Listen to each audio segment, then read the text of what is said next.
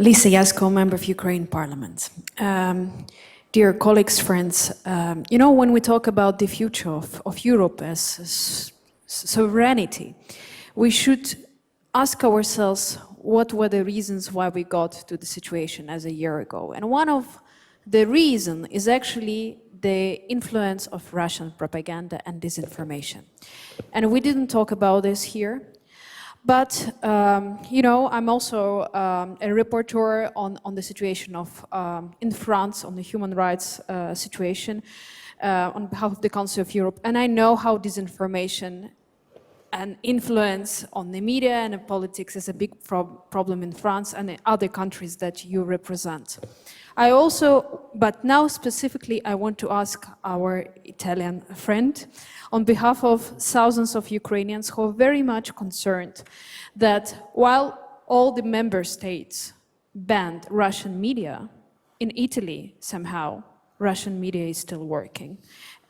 This is different requests that I get from Ukrainians, but also personally, I was recently in Italy, and in the hotels where I was staying, I saw Russian media everywhere.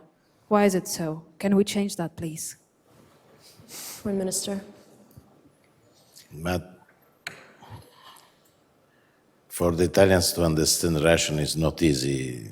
Also to understand English for the large part of Italians speaks Italian for this. But I think Russian propaganda is working through the social network more than the newspaper.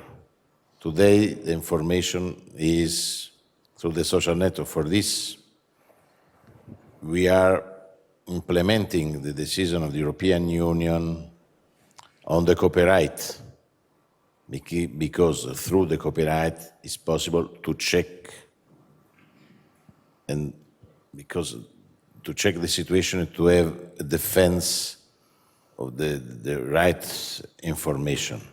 This is crucial. The intellectual,